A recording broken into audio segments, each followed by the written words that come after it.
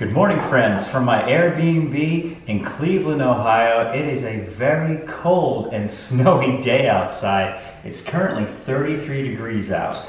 And the reason I flew up to Cleveland from Florida is to visit the Rock and Roll Hall of Fame. And my main priority for this visit is to see the guitars that my favorite rock and roll pioneers played and owned. Seeing the actual instruments that created the music that we love to this very day is going to be such a treat. So I hope you'll join me on this adventure as I check out some old guitars that shaped rock and roll. I'm so stoked to do this. I've been wanting to go to this museum for such a long time, and now I'm going. I'm excited. Are you ready? Let's do this.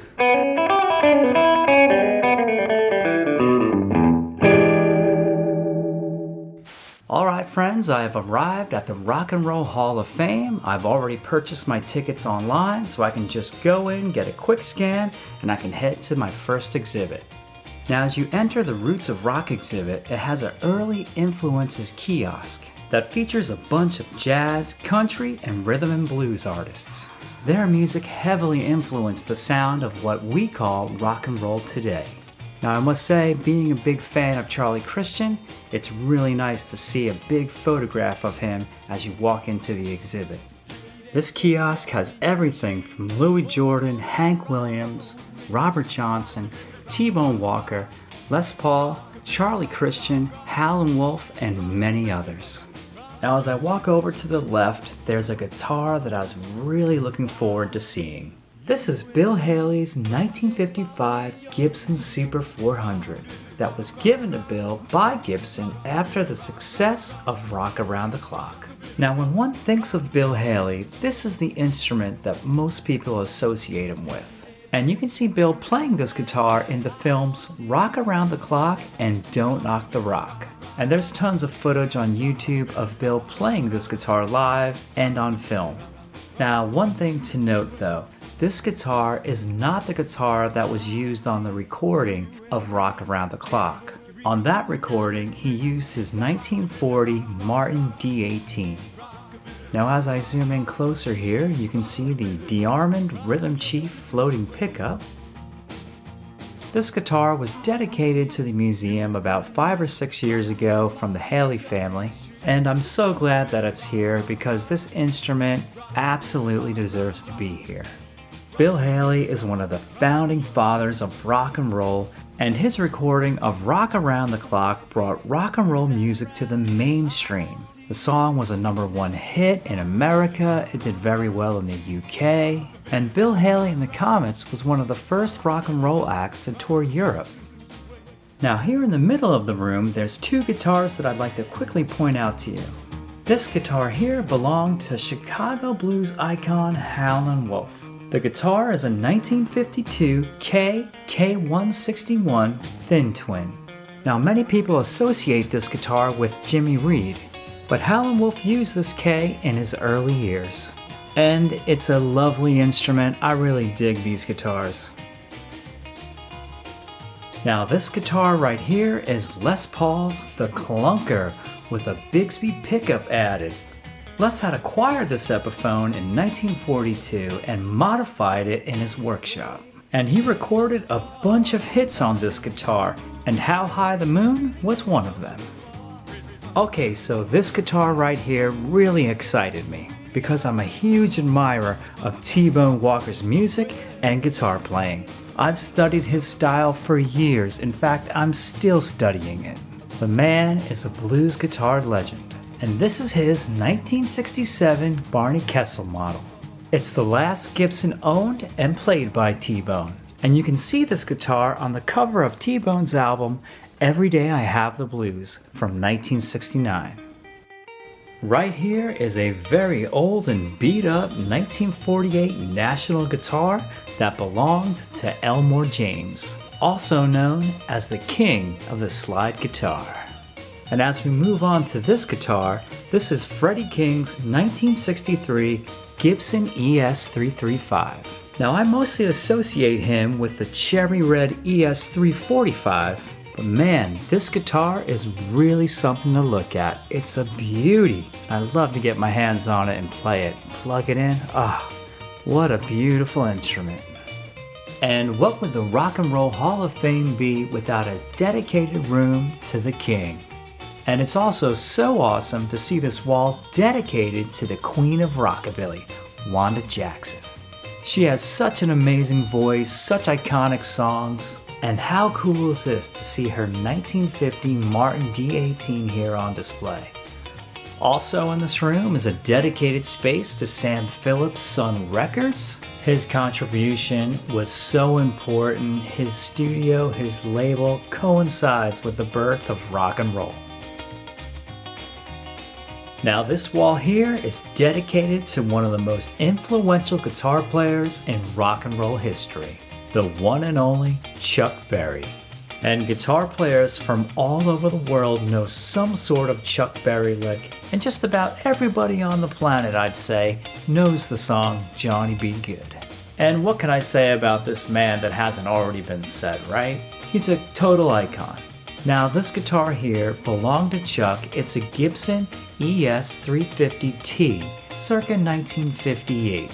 And this beautiful, thin-bodied, hollow-body guitar, sporting two PAF humbucking pickups, is a beautiful piece of art. And I'm a huge fan of that elegant tailpiece on the guitar. It just looks so good. And this model here is synonymous with Chuck's early years. Now Chuck Berry's first ES350T had two dog-ear P90s in it, but this guitar here with the two PAF humbuckers can be seen on a bunch of Dick Clark's American Bandstand performances from the 50s. On those shows he used this guitar and performed Back in the USA, Sweet Little 16, and Almost Grown. And also you can see him play this guitar in the film Go Johnny Go from 1959. Now here, this is Chuck's Fender Dual Showman Reverb, and this was his amp of choice since the 1970s, and he regularly requested the Dual Showman to be available at the venues that he played at. And this very amp and cabinet here was used by Chuck at his shows at Blueberry Hill in St. Louis. Moving right along, we've got Johnny Cash's 1943 Martin. Here's a Gene Vincent Fan Club patch. I think that's pretty cool. And here we have Ritchie Valens' 1957 H44 Stratotone. And originally this guitar was copper in color, but Ritchie painted it green. Now the neck on these guitars are big and fat, and it has a single DeArmond Hershey bar pickup. And it also sports the cupcake knobs that I think are so cool. The Harmony H44 is really a cool sounding instrument.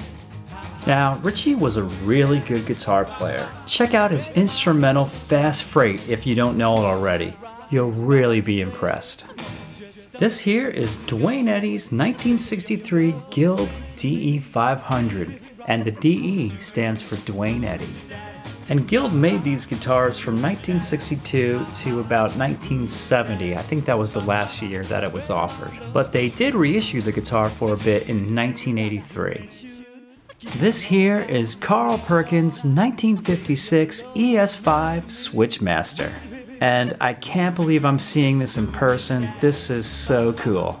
Now it's believed that this is the guitar that he recorded Matchbox on. And on YouTube, there's a clip of him playing this guitar on the Perry Como Show, performing Blue Suede Shoes. Now, these guitars were produced from 1949 to 1962, and the early models, like Carl's, features P90s. But after 1957, they came with the PAF humbuckers. Now, I gotta admit, it's pretty cool to have three P90s on your guitar. This is definitely an interesting guitar. Also, the guitar features a very primitive B-bender of sorts rigged by Carl. And continuing on with the three pickup guitars, this is Charlie Gracie's 1962 Guild Stratford X350. Now, Charlie Gracie had some hits in 1957, and you may have recalled that I said Bill Haley and the Comets were one of the first groups to play in the UK. Well, Charlie Gracie was one of the first solo artists to play in the UK. Now here's Danny Cedrone's 1947 Gibson ES300. And this is the guitar that you hear on Bill Haley's Rock Around the Clock. And that blistering, fast, and memorable solo that Danny plays is one of the most iconic guitar solos in modern music. Danny was just 33 years old when he recorded Rock Around the Clock as a session musician. But that short and sweet solo of Danny's was part of the magic of what made that song take off and launching rock and roll music into what it exists today. So in some ways, this is the most important instrument in this building. Sadly though, Danny passed away just before his 34th birthday from an accident falling downstairs. But this archtop with a single P90 pickup inspired a slew of future rock legends. And I gotta tell you, I'm in complete awe being so close to this guitar. I have studied Danny Cedrone's playing for years. He was a phenomenal player. Now this guitar that I'm looking at is considered a holy grail by many rockabilly guitar players. And I get to see this guitar every day because I have a poster of Eddie and his guitar hanging on my wall at home. So without further ado, let's get into checking out Eddie Cochran's 1955 Gretsch 6120. And that's the year the guitar debuted as well. And we can see here that Eddie has a fixed Bigsby, a DeArmond Dynasonic pickup, and Eddie replaced himself the Dynasonic neck pickup with a P90. He also made the pickguard clear as well. And I've read that all of the original strings are still on the guitar from the last time that Eddie played it. Now I actually can't believe that I'm seeing this guitar with my own eyes. I've got some sensory overload going on. This is just so cool. And I hope you're enjoying seeing it up close at home. I realize that there's a bunch of Eddie Cochran fans that might not be able to come to the museum and check it out for themselves. So I hope that bringing these images to you on video is making your day, just like it's making my day seeing it in person. Eddie Cochran is a complete legend, and he was such a dynamic songwriter and guitar player. Right here is a 1958 Hofner Senator that belonged to John Lennon. And it's thought that John purchased this guitar in either 1960 or 1961. And here's another Hofner. This is a Club 40, and this very guitar right here was George Harrison's first electric guitar. How cool is that, right? And also something else to note, John Lennon also owned one of these guitars as well. It's so nice to see a tribute here at the museum to CBGB's. I was lucky enough to play there with my band Blue Flame Combo back in 2001. It was a very special evening for me, and I'm still kind of gutted that it no longer exists. Now, this section in the museum is called the Garage, and you can pick up a guitar and plug it in and just play. Now, when I was playing, it was very crowded and a lot of people were playing guitars at the same time. So with all that noise, it was a cacophony of mess. But they've got guitars, drums, and keyboards to play. And you just walk up, grab an instrument, or sit down in front of a keyboard and play. And it's a lot of fun. And I got to play a hummingbird. I've never played one before. And you know what? It felt great to play. This is Les Paul's 1928 Gibson L5. When Les was just 14 years old, he bought this guitar, and it happened to be his very first Gibson.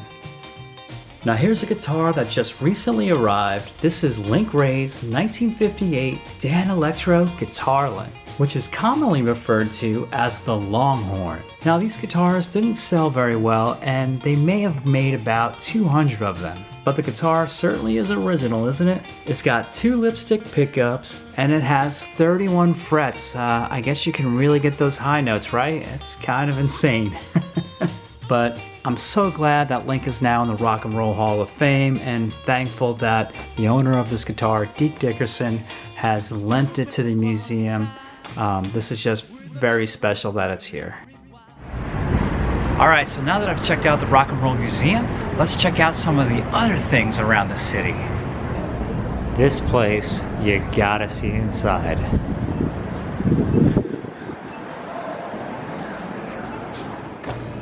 Look at this cool place. This is called The Arcade, and it was built in 1890. It was one of the first shopping malls in the United States. So cool.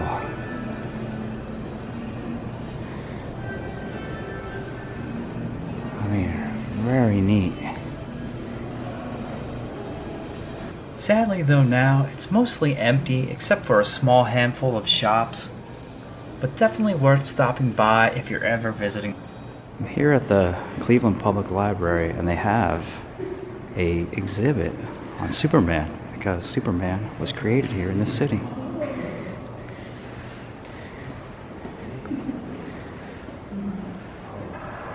That's pretty cool. Superman and other disco hits. Movie poster for Superman 3. I remember when the first Superman film with Christopher Reeve came out. I enjoyed Superman 2 as well. Here's the very desk where Siegel wrote many scripts for Superman. It's the actual desk.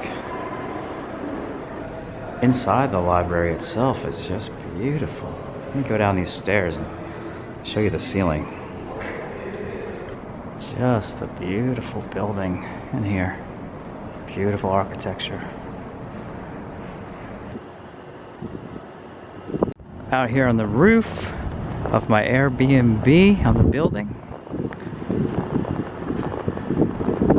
It's pretty cold up here. But it's got a pretty cool view.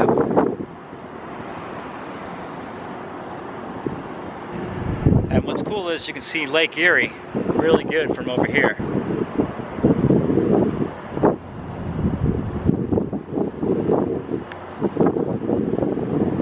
I definitely wasn't expecting snow on this trip, but that's what I got. Now I'm walking in this neighborhood here, heading to a specific filming location to a great holiday movie that I grew up with, and it's the house to A Christmas Story. Check it out.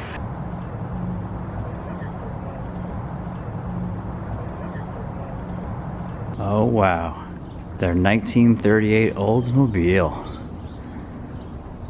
How cool is that? Wow, that's a major award!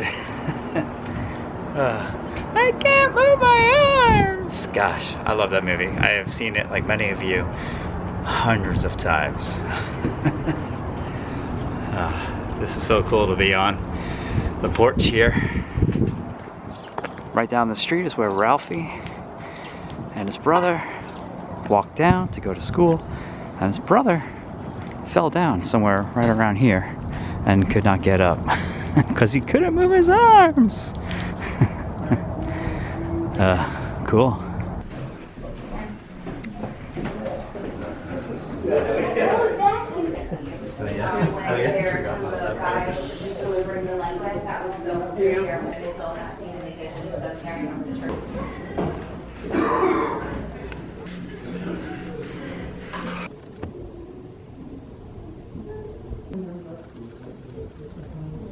C+.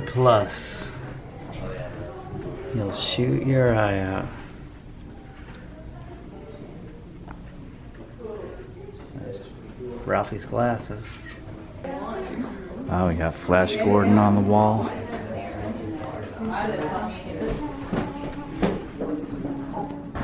Lots of times when I visit different places, I like looking at the architecture of the homes, see the differences, how they are from where I live, admiring them. This is like a empty shopping mall. Nothing's open. And there's really nobody in here. And I stepped in here real quick to get warm. It started snowing again. And the wind, oh my gosh. So I stepped in here real fast to get warm. And wow.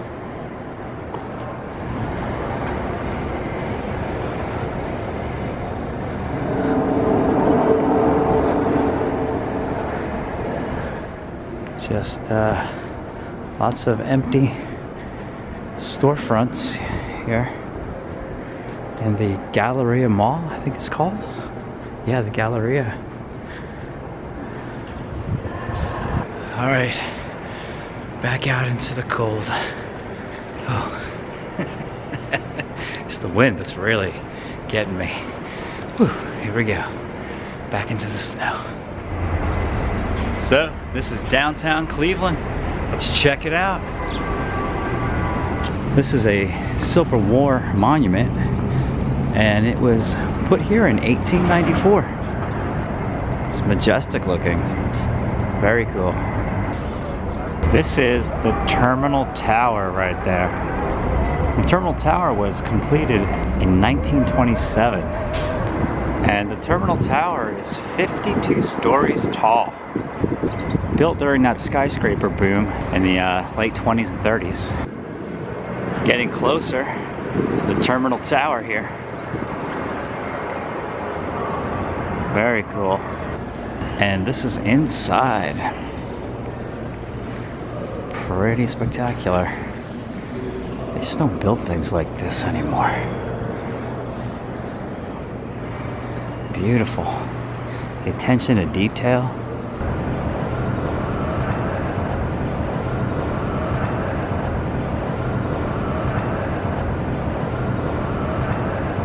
I'm here at Mike the Hatter's, and they have a Harmony rocket here at the register. Very cool. Never seen anything quite like that. I'm so in love with Art Deco architecture. This is the USS Cod, a World War II Gato-class submarine that has a permanent mooring here on the shores of Lake Erie. And I'm going to take a short tour of this sub, and I'd like you to come along. This sub is really well preserved, and it's such an amazing piece of living history. Let's take a quick look at this sub together.